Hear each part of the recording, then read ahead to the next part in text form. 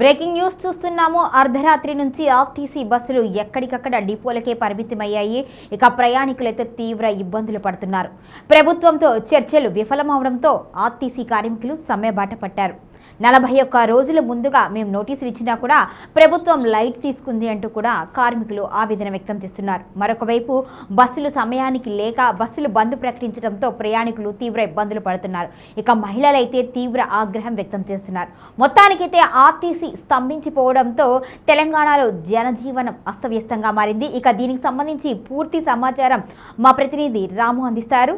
Ramu, over to you. Right, ప్రస్తుతం మనం MGBS దగ్గర ఉన్నాము. ఎంజీబీఎస్ బస్ స్టాప్ మొత్తం చాలా నిర్మానుష్యంగా ఉండడం అయితే మనం చూడొచ్చు. వాస్తవానికి 2 తెలుగు రాష్ట్రాలకే కాకుండా దేశవ్యాప్తంగా కూడా ఇక్కడ బస్సుల సర్వీస్ అనేది ఉంటుంది. ముఖ్యంగా 2 తెలుగు రాష్ట్రాలకు, అన్ని జిల్లాలకు, అన్ని డిపోలకు ఎంజీబీఎస్ నుంచి బస్ సర్వీస్ ఉన్న విషయం అందరికీ తెలిసిందే.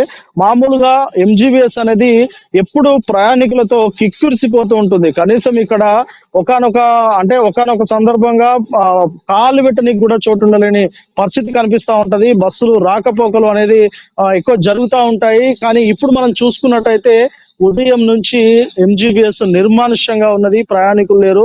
ఉన్న కొద్ది మంది ప్రయాణికులు ఇక్కడ ప్రైవేటు సంస్థలు, ప్రైవేటు వ్యవస్థలు అయితే కొన్ని బస్సులు నడుపుతా ఉన్నాయి. వాటి కోసం వారు ఉదయం నుంచి పడిగాపులు కాస్తున్నట్టుగా తెలుస్తా ఉన్నది. అయితే చాలా మంది మాత్రం బస్సులు లేక ప్రయాణికులు ఇబ్బంది పడుతా ఉన్నారు. అయితే ఇక్కడ బస్సులు లేకపోవడంతో ఇక్కడ ఉన్న క్యాంటీన్లు కావచ్చు, లేదంటే ఇక్కడ ఉన్న వాటర్ సదుపాయాలు కావచ్చు, అవి కూడా లేక చాలా మంది ఇబ్బంది పడుతున్నట్టు తెలుస్తా ఉన్నది. మొత్తానికి రాష్ట్ర ప్రభుత్వంతో ఇటు ఆర్టీసీ కార్మికులు, ఆర్టీసీ జేఏసీలు అయితే గత వారం రోజులుగా చర్చలు జరుపుతా ఉన్నారు. అయితే నిన్న సాయంత్రం చర్చలు జరిపారు. కానీ ఆ చర్చలు విఫలం అవడంతో ఇక నిరవధిక సమ్మెకి అయితే ఆర్టీసీ జేఏసీలు అయితే దిగాయి.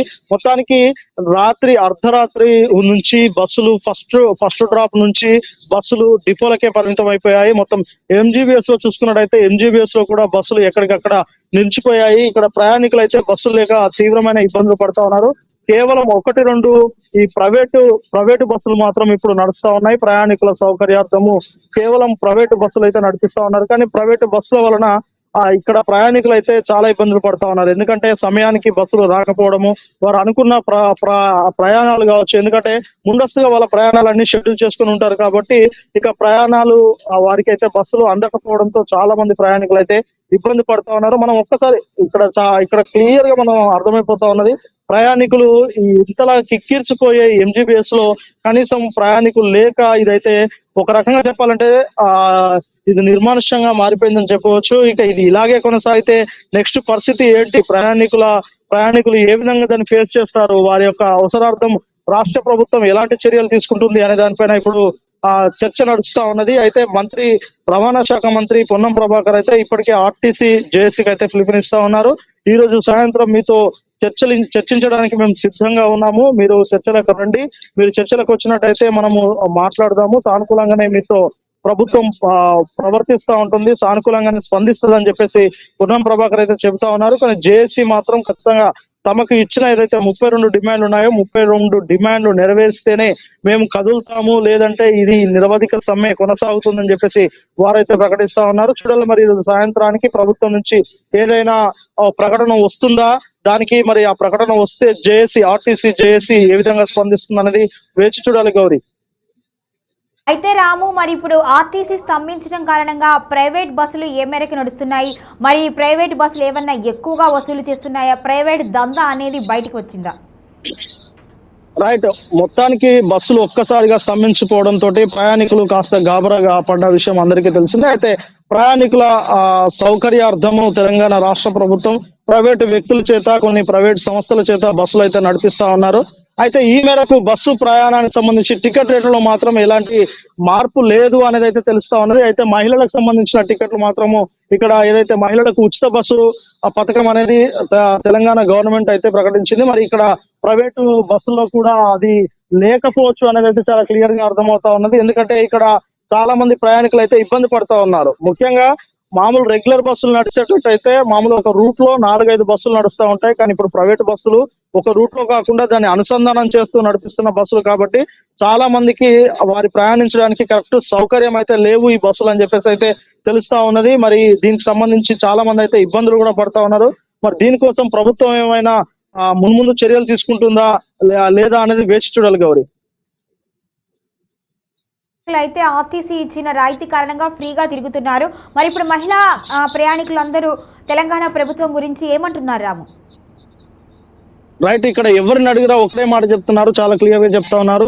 రేవంత్ రెడ్డి గారు వచ్చిన తర్వాత మహిళలకు ఉచిత బస్సు పథకాన్ని తీసుకొచ్చారు. అది కొంతమేర లాభం చేసినప్పటికీ ఇది ఇంకా కొంతమందికి అయితే అది పెద్దగా ఉపయోగం లేదని చెప్పేసి కొందరైతే వాపోతా ఉన్నారు. అంతేకాకుండా ఇక్కడ కొంత ఇంటలెక్చువల్స్ వారిని మనం కదిలించినట్టయితే ఇలాంటి ఉచిత బస్సు పథకాల వల్ల ఆర్టీసీ ఆల్రెడీ అంటే గత 2-3 పర్యాయాలుగా ఆర్టీసీ అనేది అప్పుల్లో కూరుకుపోయింది.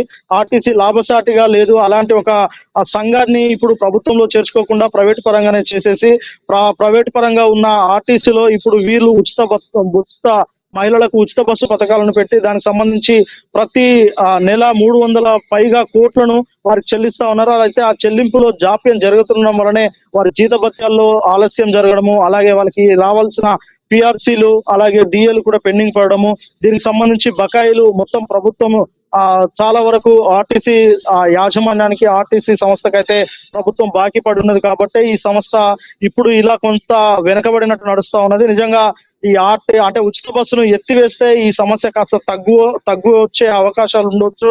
అలాగే ఇది కాకుండా ప్రభుత్వం సకాలంలో వారికి బకాయిలు చెల్లించాలి అని చెప్పేసి వారైతే మాట్లాడుతా ఉన్నారు. మరి దీనిపైన ప్రభుత్వం అయితే చాలా క్లియర్ గా ఆర్టీసీకి ఏదైతే మహిళలకు ఇచ్చిన ఉచిత బస్సు పథకం అనేది చాలా అద్భుతంగా ఉన్నదని చెప్పేసి ప్రభుత్వం చెబుతా ఉన్నది. ఆ మేరకు ప్రతి నెల 300 పైగా కోట్లను ఆర్టీసీ సంఘానికి చెల్లిస్తున్నాము రెగ్యులర్ గా అని చెప్పేసి ప్రభుత్వం చెప్తా ఉన్నది. కానీ వాస్తవానికి ఆ చెల్లింపులో జాప్యం జరుగుతా ఉన్నది. అందుకే ఆర్టీసీ డ్రైవర్లకు కానీ అక్కడ ఉన్న కార్మికులకు కానీ లేదంటే కండక్టర్లకు కానీ వారందరికీ జీతభత్యాలు ఆలస్యంగా పడతా ఉన్నాయి. అందుకే వారంతా అసంతృప్తితో ఉన్నారు. కాబట్టి తమ కార్మికులందరినీ ఇప్పుడు గవర్నమెంట్ చేయాలని చెప్పేసి గవర్నమెంట్ జాబ్ గా వారిని తీసుకురావాలి. దానికి సంబంధించిన ప్రత్యేక జీవోని తీసుకురావాలి. వాళ్ళ పే స్కేల్ కి సంబంధించిన దాంట్లో కూడా సవరించాలని చెప్పేసి వారైతే ఉద్యమిస్తా ఉన్నారు Gaurav. Okay right, thank you Ramu.